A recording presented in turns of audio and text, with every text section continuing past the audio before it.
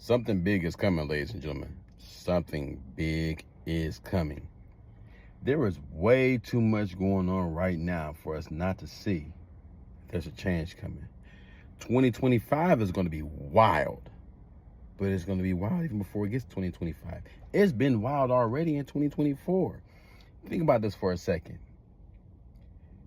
Everybody's trying to figure out what's going on, and everybody's jockeying for power and control. Because really, at the end of the day, when it comes to the powers that be, it's all about power, money, and control, right? You've got the U.S. dollar, which is the world's reserve currency, and it's being threatened, right? And Trump, he threatens the BRICS nations and basically tells them, if you have a BRICS dollar, we're not doing business with you. So now the BRICS nations come out and say, oh, we won't do that. We'll back off from that for a little bit because they don't want to lose that American money. They don't want to lose the money that comes from the American economy, right? But it's all a foregone conclusion because we're moving to the digital dollar.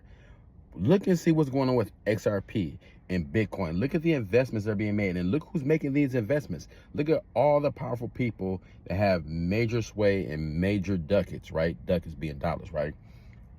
Billions upon trillions really are being moved right now into the digital sector for this purpose, right? Then you've got the Trump effect. Ever since Trump was nominated, everyone's now at a breakneck pace to get things together or get things done before he comes into office, right? And we already know when he comes into office, it's going to be some stuff. Good, bad, ugly. It's going to be some stuff, right?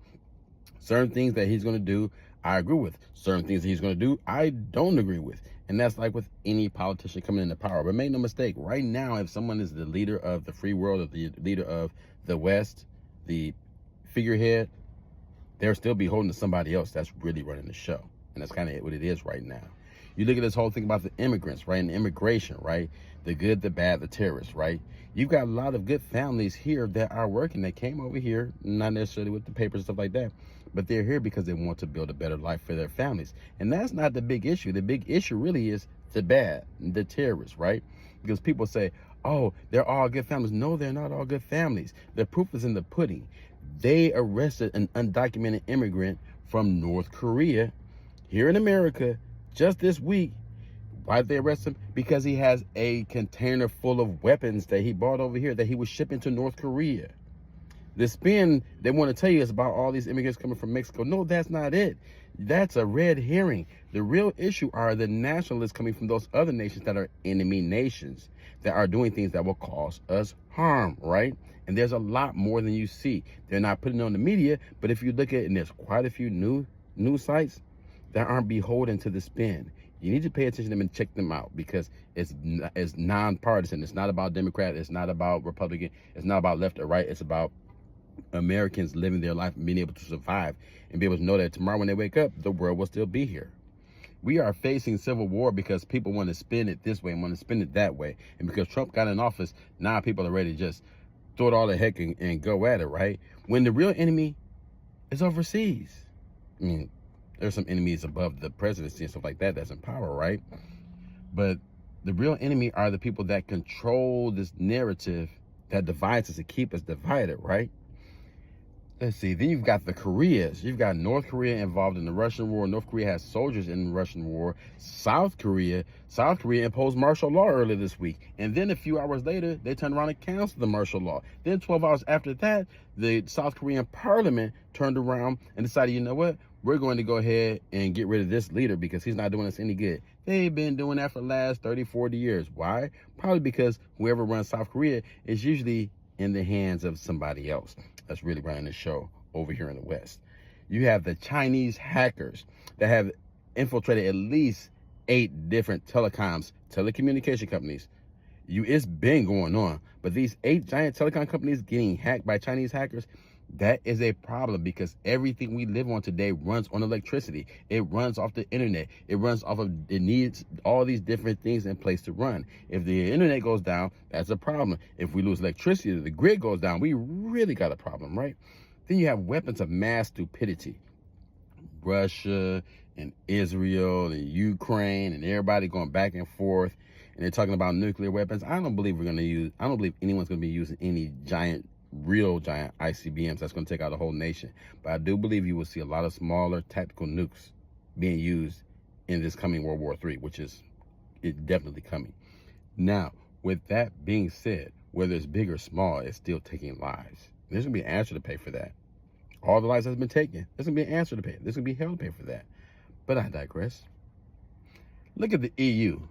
Germany knows something's going on. Germany already said about a week ago that they're preparing to house 800,000 NATO soldiers. Why? Because it's the easiest point to move them into the war with Ukraine against Russia, right? Why are we sending billions to Ukraine? We've sent over $9 billion just this year alone in the last 6 or 7 months. But the funny part about it is, out of all that money we've sent to Ukraine and all the weapons we've sent, why is that stuff popping up in the Middle East now? I thought we sent it to Ukraine. There's documented videos that this stuff is in the Middle East. Make it make sense. And it's in the hands of people that we called enemies for the longest time. Weapons of mass stupidity, I tell you. Then you've got Macron, France. Actually, France, they just did a vote of no confidence for the prime minister. So now they're in shambles. They got to go. Macron's government, who runs France, Macron needs to save face. So while he's saving face over here and trying to find another prime minister, he's also over in Saudi Arabia pushing a peace deal, lining up with Saudi Arabia so they can try to bring peace in Israel. I believe it when I see it. You've got food shortages over here. Every time you turn around, this food is being recalled. This type of food is being recalled. That type of food is being recalled. It's too much going on. I'm not even going to get into disease X. All I will say is this. We've already heard about tons of different stuff going on this year involving different pestilences and plagues. But now you have this thing that is a mystery disease that's like the flu, but it's killing people, and the mortality rate is ridiculous. And it's killed over pretty much 200 people in the Congo just in the last week or so. And they think it probably could be airborne because they can't figure out how it's transferring the way it's transferring. We're not even getting the bird flu and all this other stuff, the new variation, not the old variation, not the H5N1, this new stuff that's going on. It's a lot going on. And with all that, you have the dumbing down of America through distractions and misinformation. Because people tell you one thing when the truth is something totally different. If you hear somebody say something, if I say something, if anybody says something on these news sites and on their posts and stuff like that, do yourself a favor. Go do your research. Google it, look it up. And in fact, I would say do a deep dive. Don't even just wait. Don't even just trust in Google. Because Google is still run by man. And then they have their different AI bots that can push information down. So I would say do a deep dive to find the truth in what's going on. Because the truth is there's a shaking coming. And the Bible told us long ago about this time frame we live in. I'm not saying the end of the world is tomorrow. Quite the contrary. It's going to get worse before we come to the end of this modern society. But the Bible said, God said in the Bible, I'm not going to destroy the planet again. And I mean the planet. This world system we live in will die. It will fade away. But his word will go on forever. And if we put our faith and trust in him while we still have the opportunity, it sets us up to be successful and be able to thrive amidst all the struggles going on, amidst everything that's coming at us. We can still enjoy life. We can still thrive. But you got to prepare. You got to be smart. You got to stop paying attention to the beefs going on between different rappers. Stop paying so much attention to what's going on in football. Yeah, I love my Lions. Yes, we about to go to the Super Bowl. And I said 10 years ago, and ask anybody that knows me, anybody that's known me for years, especially my people back in Detroit, they know I used to joke around. Yeah, when the Lions go to the Super Bowl, the rapture's going to happen in the middle of the Super Bowl, and I'm going to miss the end, right? Jokingly, right? But you know what? The Lions are about to go to the Super Bowl. And you know what else? The signs are there that the rapture can happen next week, next month. It can happen a few years from now. I don't think we have 10, 20 years before the rapture happens. That's my own personal opinion. That's not what the word says. The word gives you a detail of what you look for to know when the coming is near. They called it, actually Jesus did it, and they called it the Sermon on the Mount of Olives, or the Olivet Prophecy, where they said, well, Jesus, what will be the end? What will be the sign of your coming? And he lays it out for them. And when you read what he said, how he laid it out, it looks a lot like the world we live in today. There is no other time frame in this planet where everything has lined up the way it's lining up now. But then when you think about the beast, the mark of the beast and stuff like that, people in the past thought, okay, it could be a tattoo or a stamp. But now we know with chips and AI and everything else, it's plain as day. How are they going to put that together, right? Which begs the question, why are we getting away from the dollar? Why are we at such a breakneck pace to get rid of the paper dollar and move to the digital dollar? Maybe it's because they can track you better when it's digital. I'm just saying. It's a lot going on. Be prepared, ladies and gentlemen. Something major is coming. Something big.